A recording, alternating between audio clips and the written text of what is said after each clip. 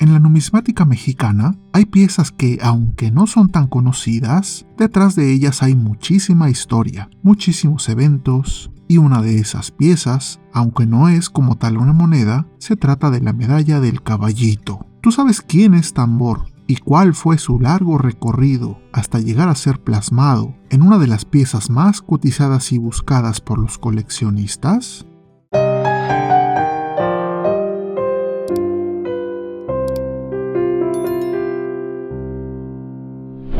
Mira qué hermosas monedas tenemos aquí. Hay una moneda muy famosa y conocida que es el llamado peso caballito. ¿Lo recuerdas? Esta moneda de plata la tuvimos ya en un video y se dice que fue la primera moneda conmemorativa de la historia de México. Diseñada por Charles Pillet y mandada a hacer por el gobierno del general Porfirio Díaz. No hay que confundir ese caballito con el que hoy tenemos aquí. Esta pieza, que por sus dimensiones impresiona a primera vista, se trata de la medalla del caballito. Mira qué belleza. Si el tamaño impresiona, el peso también es superlativo. Primero que nada, es una pieza de bronce, aunque hay versiones con este mismo diseño en otros metales como la plata e incluso otros módulos o tamaños, pero esta que tengo es una de las más grandes. Esto que vemos es el caballito, por el cual adquiere su alias o nombre común. Y para saber por qué o de dónde nace este diseño, nos tenemos que trasladar al centro histórico de la Ciudad de México para poder ver el caballito real y de dónde nace este diseño.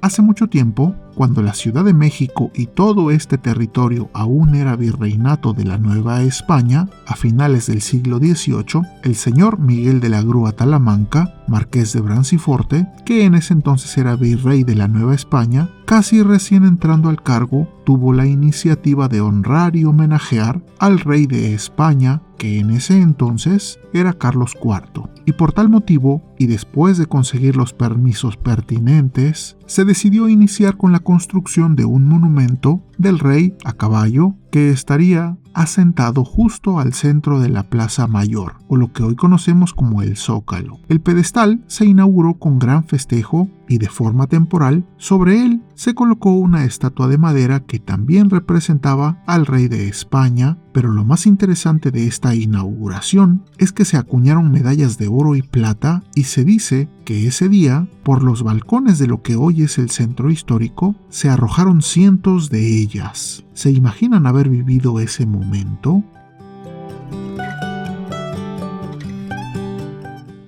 Posterior al pedestal, se procedió a realizar la estatua, cuyo encargado fue el escultor y arquitecto Manuel Tolsá, siendo esta una de sus obras maestras más representativas, y no es para menos. La fundición se llevó a cabo en 2 pasos, utilizando casi 500 quintales. Y como ya decíamos, todo estuvo a cargo de Manuel Tolsá, director de la Academia de San Carlos. El modelo para la escultura fue un caballo real que vivió en esa época de nombre Tambor. Este pertenecía al marqués de Jaral del Berrio y, como ya se imaginarán, después de detallarla, resultó en un portento de la escultura que finalmente se colocó en el pedestal en la Plaza Mayor el 9 de diciembre de 1803. Pesando casi 8 toneladas, es la segunda estatua más grande del mundo y se dice que es una de las más bonitas o quizá la más bonita, aunque eso no lo puedo asegurar. Algunos dicen que esta escultura, o sea la estatua ecuestre de Carlos IV, está al mismo nivel que la de Marco Aurelio en Roma.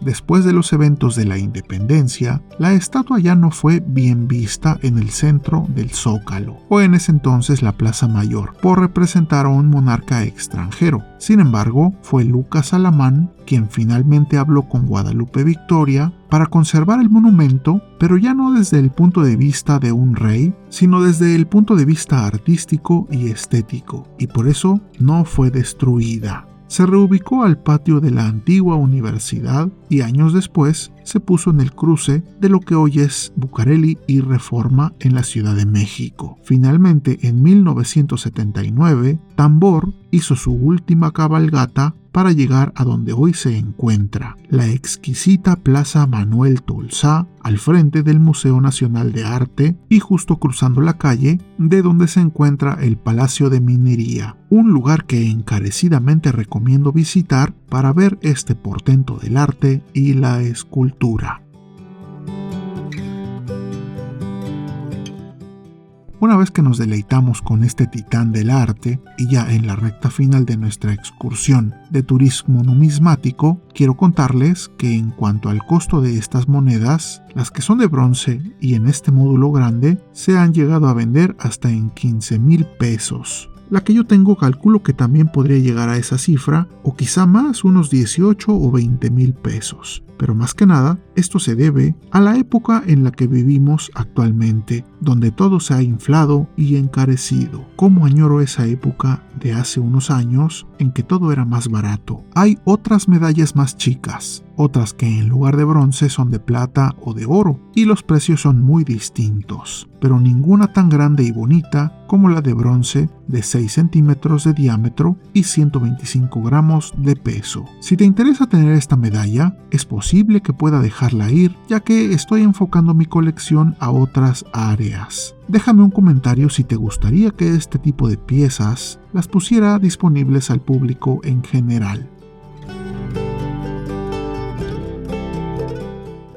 Ya de regreso y en detalle, podemos ver que, como ya decíamos, tenemos la estatua ecuestre de Carlos IV sobre tambor el caballito, y ambos descansan en ese pedestal exquisito original. El pedestal está muy bien adornado, primero con una figura que no alcanzo a ver de qué se trata, como si fuera una diosa. Si tú alcanzas a ver, déjame un mensaje en comentarios. Luego, más abajo, un conjunto de banderas y cañones, un diseño que hemos visto en billetes y monedas anteriormente. Hay muchas leyendas en la medalla y todas nos hablan del rey Carlos IV y referencias al marqués de Branciforte. En el exergo, el año de acuñación de 1796 y leyendas haciendo alusión a Manuel Tolsá y Jerónimo Antonio Gil, grabador mayor de la Casa de Moneda de México, una eminencia como ya sabrás.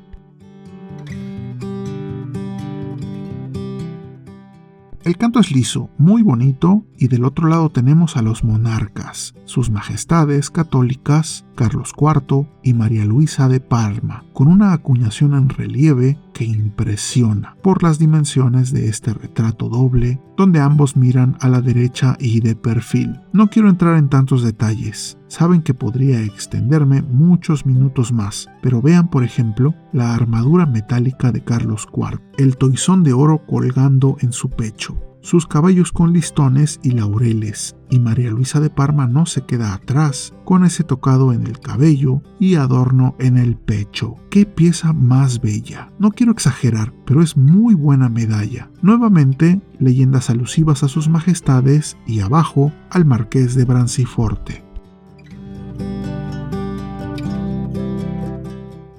Esta pieza es un pedazo de historia, y aunque es de mis favoritas, como les decía, es probable que mi colección la encamine a otro tipo de piezas, pero ya veremos qué dice el tiempo. Aprovecho para enviar un agradecimiento muy especial a nuestros amigos numismáticos que han obtenido una de las membresías del canal. Gracias a ellos y su aporte moral es que este proyecto sigue adelante difundiendo la bella numismática mexicana por todo el mundo. Gracias por creer en esta iniciativa y sobre todo por ser parte de ella. También agradezco en general y a todos los que han llegado hasta este punto del video, ya que gracias a ellos, a su me gusta y su suscripción es que el canal sigue creciendo y llegando a más personas. Si les gustan este tipo de excursiones de turismo numismático, dejen un comentario y recuerden siempre apreciar las monedas y billetes, no solo por su costo monetario, sino por su valor histórico, artístico y cultural. Esto es Numismat.